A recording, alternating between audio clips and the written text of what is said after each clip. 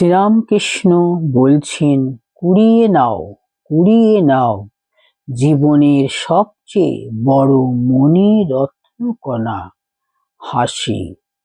দুহাতে মুঠো মুঠো কুড়িয়ে নাও যদি বাঁচতে চাও।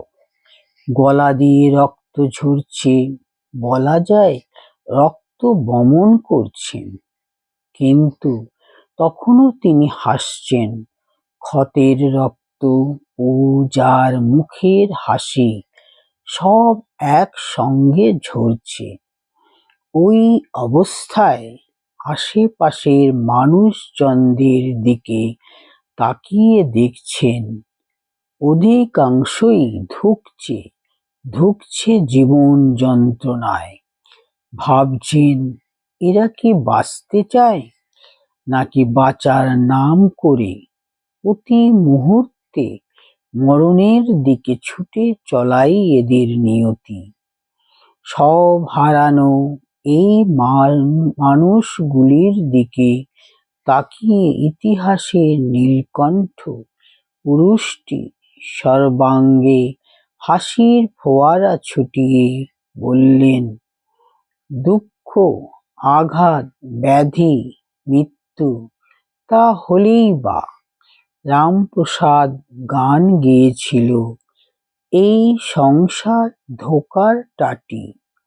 তাকে একজন উত্তর দিয়েছিল আরেকটি গানের ছলে, এই সংসার মজার কুটি, আমি খাই দাই আর মজা লুটি।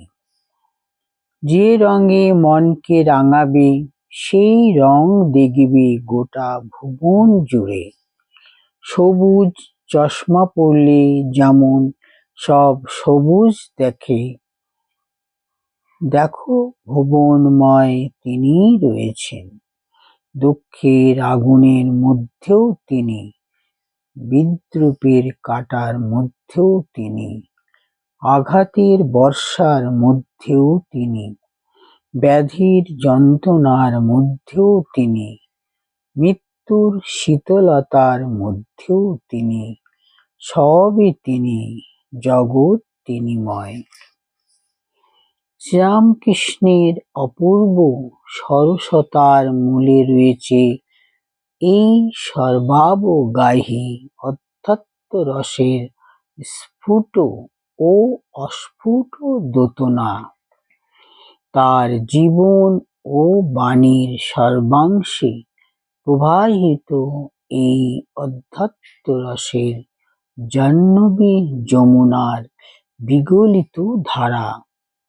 তার জীবন ও বাণীর সেই অমেয় ধারা তিনি ছড়িয়ে দিতে চেয়েছিলেন আমাদের সকলের জীবনে, যাতে এই পৃথিবী, এই বসুন্ধরা আমাদের কাছে প্রতিদিন আরো বাসযোগ্য হয়ে ওঠে।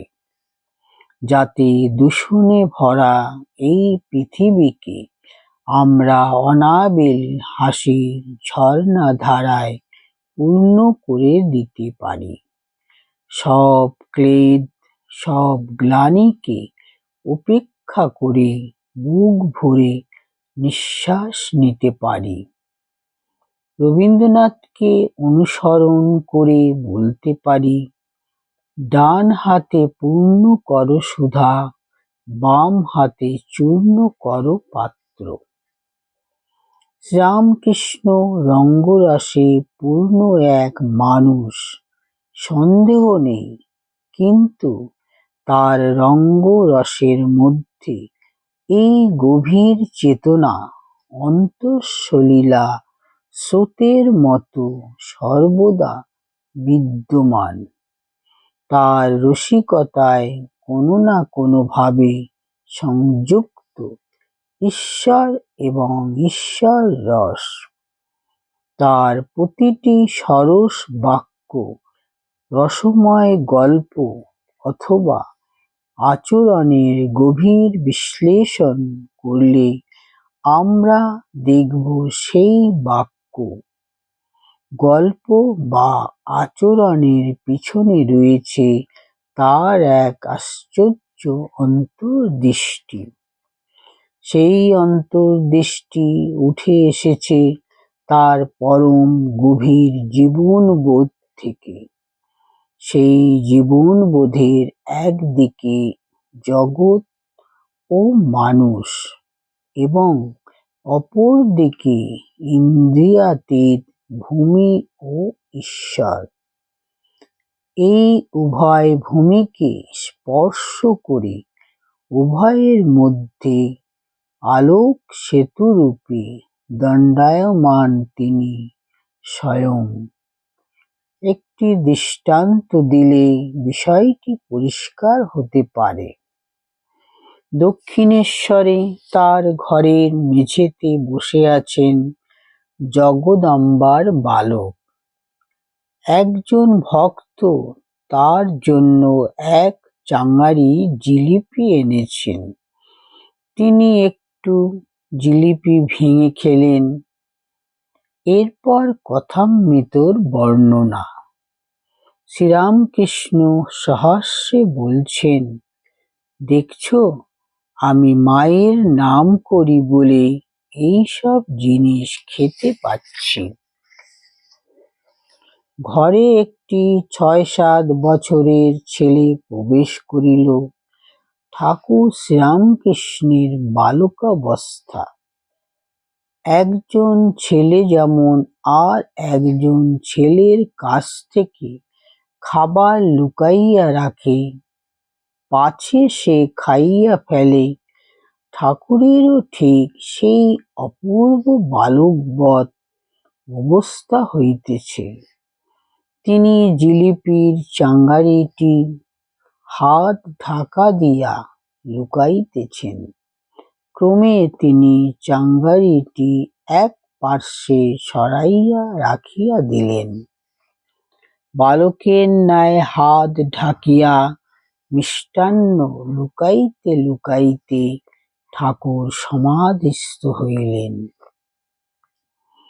কি সহজ, অথচ কি গভীর! সহজের মধ্যে এই গভীরতাই শ্রীরামকৃষ্ণের সরসতার বৈশিষ্ট্য।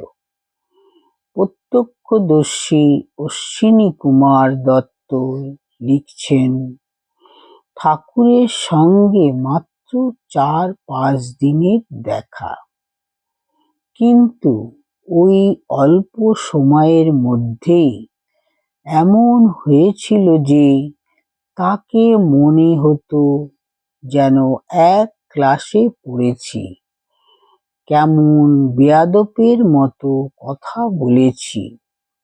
সম্মুখ থেকে সরে এলেই মনে হতো, ওরে বাপরে, কার কাছে গেছিলাম! ওই কদিনেই যা দেখেছি ও পেয়েছি তাতে জীবন মধুময় করে রেখেছে। আমাদের জীবনকেও মধুময় করবার জন্য আশ্রয় নিতে হবে ওই রসিকোত্তমের কাছে। তিনি বলতেন, জীবনে দুঃখ, বিষাদ ও নৈরাশ্যের উপকরণের অভাব নেই। তোমার নিজস্ব দুঃখ, বিষাদ, ওই নৈরাশ্যকে তার সঙ্গে যুক্ত করে সংসারকে আরো ভারাক্রান্ত করো না। সে অধিকারও তোমার নেই। বরং সংসারের দুঃখ, বিষাদ ও নৈরাশ্যের আবহাওয়াকে তোমার রসবোধ ও সরসতার ঐশ্বর্যের দ্বারা যথাসাধ্য লাঘব করার চেষ্টা করো। এতে তুমি যেমন আনন্দ পাবে, সংসারের পরিবেশও ভারহীন হবে। শ্রীরামকৃষ্ণের নিজের জীবনের দৃষ্টান্ত আমাদের হাসিহীন, রসহীন, দুর্বহ জীবনের বিরুদ্ধে প্রবল প্রতিবাদ এবং সেখানেই নিহিত আমাদের ব্যাধির অব্যর্থ প্রতিষেধক। তাতেই ভারহীন হবে দূষণ ভরা এই বসুন্ধরা।